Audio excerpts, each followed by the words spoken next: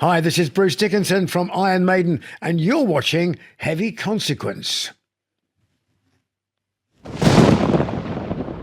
Yes, I just want to say it's a great honor to be speaking with you today because I've been a long-time Iron Maiden fan. Oh, excellent. Great. Excellent. Thank you. What can fans expect on a typical night at your spoken word shows? Well, you're going to get about, well, I suppose the best way of thinking about that is what do you want to leave people with at the end of the night when they're walking out, And the we've got some merch, and one of the shirts has a sort of a catchphrase, a saying, whatever, that I started using on the show, but basically it says life is better than all the other options, and that, I suppose, along with what does this button do, is probably as close as you're going to get to a kind of philosophy of me, really. And so if we want that, I'd like people to go away having had a good time, having had a lot of laughter. There's a lot of fun in this show. I don't take myself terribly seriously. There's some serious moments in it, but an awful lot of it is funny because, rock and roll is something that some people take terribly seriously, and actually it's something that is just wonderfully absurd. And that's the beauty of it, is that you can do both. It's kind of unique like that, so that's why it's not musical theater, and that's why it's not a musical or anything else. It's rock and roll, so it's the story of how a spotty, short kid from a town that nobody had ever heard of, in the middle of an island floating around in the Atlantic Ocean, ended up wearing some of the world's most ridiculous trousers and fronting one of the biggest heavy metal bands of all time. Right. How do you do that? Well, we start with birth, and then it rapidly goes downhill from there. So the first hour and a half is basically that, and it's storytelling with a few stand-up moments, with a few bits of physical comedy. There's an awful lot of ragging about drummers in it. So drummers, please look away now. The part one of it is about, as I say, about an hour and a half.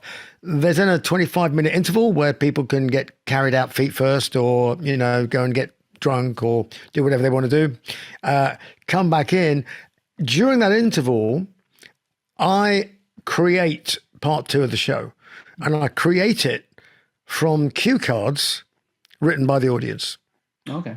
So the audience, everybody can take a card, or two or three, however many they want, and they can write whatever they want on that cue card. It's a question, it's a statement, it's a thing. It's like, you suck, or whatever. I mean, you suck, that's kind of, that's like a kind of a go nowhere thing to start with. But there's been some really great questions, some really funny comments, and I arrange them like a kind of improv script. And that's part two. So part two is different 100% every night. Part one is also different usually every night, but not quite in the same way. But I will modify stories a little bit. I can drag the middle bit out if it's getting a lot of traction with the audience, and they really start to giggle about the fact that whatever happened with the headmaster and his baked beans, is suddenly gains a lot of traction. Right. And what about for casual attendees who maybe aren't as familiar with your musical career? Oh, well, those are the people who I love the most, because they normally get dragged along by their partner. So it's like, we're going to go and see an evening with Bruce Dickinson. Who? And they sit down, and that's what I love, when people go out and, you get the sort of like, so what was it like? Yeah, it was really funny. I didn't expect to laugh so much. I didn't expect to have such an entertaining evening. That's when that gives me the big warm and fuzzy feeling, because it's not just about fan people coming along. It's not actually aimed at that, because it's quite broad.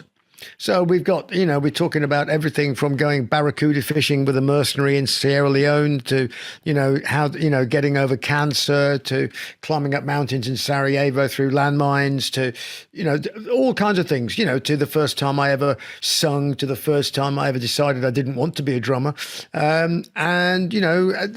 All kinds of stuff like that.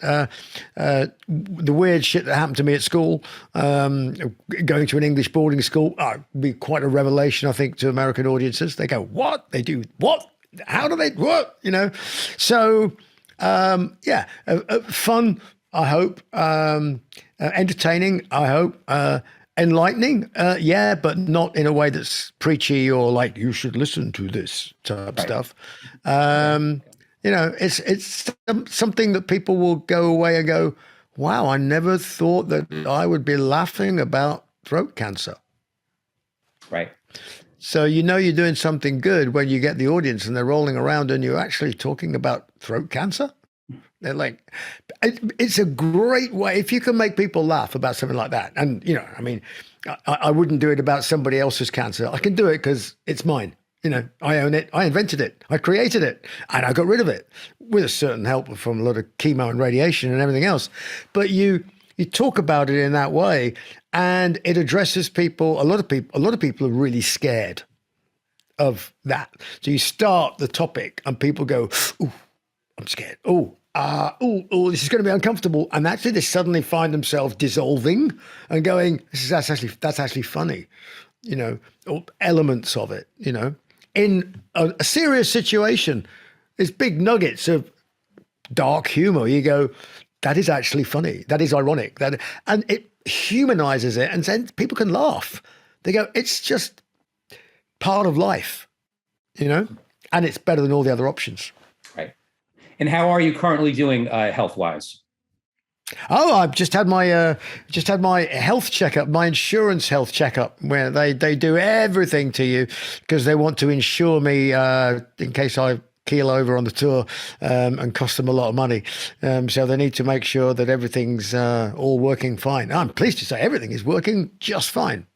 Great. Very good to hear. And do you find it safer and more feasible during the pandemic to go solo as opposed to the massive production of an Iron Maiden tour? Oh, well, yes, it's a lot easier to walk on stage with me, a projector and a screen than it is to carry, 80 road crew and all the rest of it and the trucks. But of course, we're doing little theatres as well. The sweet spot for this show is probably a 1,200 seat theatre. Mm-hmm. Some of the venues we've got are, 1,800, 1,900, but they tend to be in the bigger cities. Some of them are smaller, in which case they get like close to sell out pretty quick. But in any case, you're going to get a great atmosphere. With several hundred people, more than 60% sold in most of the venues, is going to be a great atmosphere. And we're already close to sell out in a few. I think Pittsburgh's got 15 tickets left or something, which is fantastic, because people, nobody knows exactly what it is. I guess they could get it from the socials a little bit in the UK, and we've had some national papers reviewing the show and things. But until we actually, I say we, it's me. I talk about we like it's a band, because I've been in a band my whole life. But this actually is just me, which makes a lot of things a lot easier to do. You can be a lot more agile, and even if you had to. Let's say something happened and you had to not do 4 or 5 shows for whatever reason. There was a lockdown or something or other.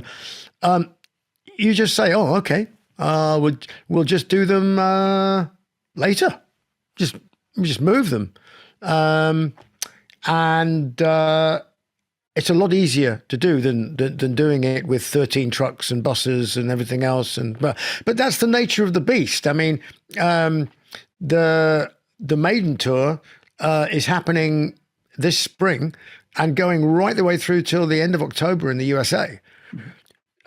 So all of those trucks and buses are all going to be rolling as from the end of May, and that will be, the circus comes to town with all the bells and whistles, as it should be. You don't want to be. I mean, yeah, one man show's great, but it's not the same as an Iron Maiden concert. It's a different animal. And I'm curious, did any of your Iron Maiden bandmates get to see any previous spoken word performances, and what were their thoughts? Not yet. Although I think Nico's going to be turning up to the Florida one. So I don't know if he's going to talk to me afterwards. He might not speak to me ever again, because he makes a couple of appearances during the show.